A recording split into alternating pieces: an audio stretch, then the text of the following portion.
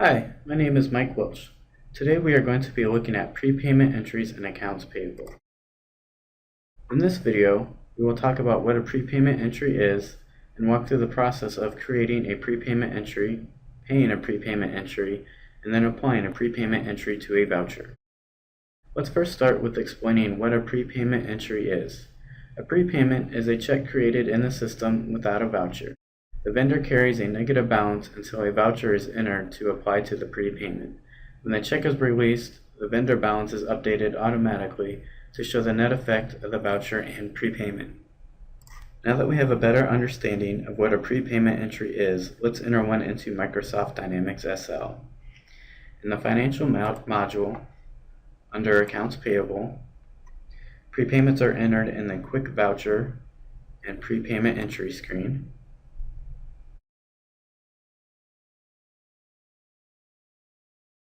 The reference number is automatically assigned for new prepayments.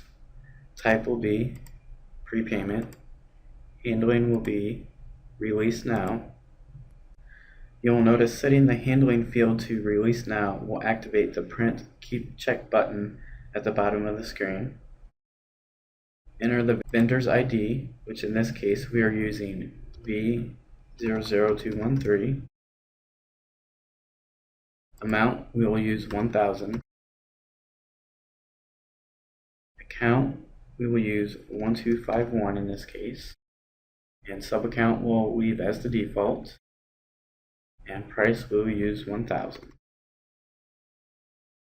We will then save this prepayment. And at this point, a prepayment has been created but has not been paid or applied to a voucher. In order to pay the prepayment, click the Print Keep Check button. Verify everything on this screen is correct and click Continue. The system prompts you to load the check forms before the check printing process begins. Load the check form into the printer and click OK to continue. After the checks have printed, the AP Check Update window displays.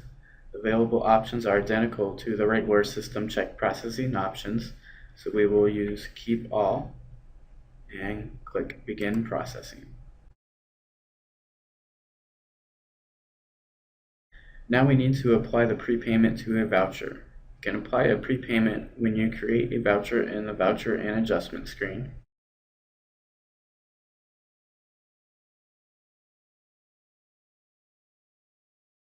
For our voucher, we will have handling as Release Now. Control will be 1000.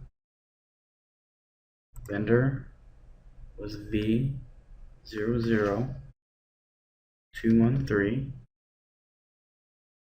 Amount will be 1000. We'll use the defaults there. Project will use 0. And price will use 1000. If you were to apply the prepayment at the time you are entering the voucher, you would enter the prepayment number here. If you hit F3, it'll pull up the list and you'll see the $1,000 prepayment that we entered. You click OK, and at that point you would save, and that would associate that prepayment to this voucher. I am not going to apply the prepayment using that method. We are actually going to apply the prepayment using the prepayment application screen. So we will finish this voucher without the prepayment applied to it.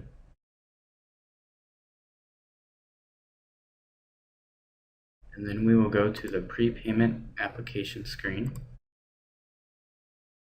Batch handling, we will do Release Now. Batch control will be 1000.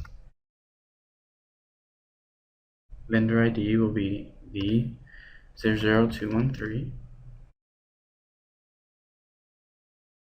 Operation type will be Application. And the applied ref number, type or select the number of the voucher or credit adjustment to associate with the prepayment, which in this case is voucher 99. Prepayment number will be the prepayment that we entered, which in this case is 98. Then save and release dispatch. And now that prepayment is associated to that voucher. Now let's take a look at how this appears in the vendor maintenance screen.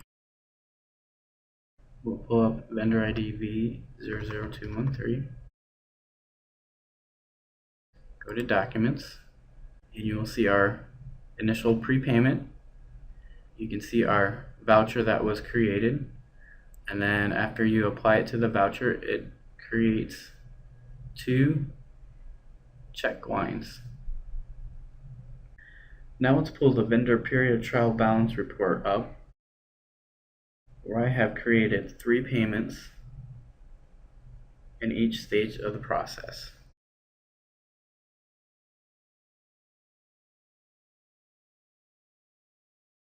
This first one is just a prepayment that has been entered with no payment or being applied to a voucher.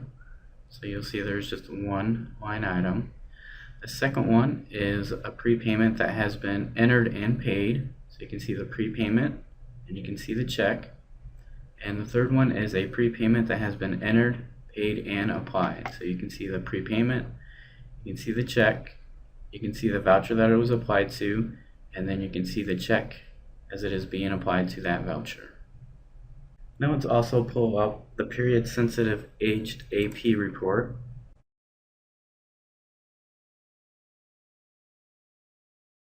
You'll notice only the prepayment that has been entered and paid but not applied shows on this report.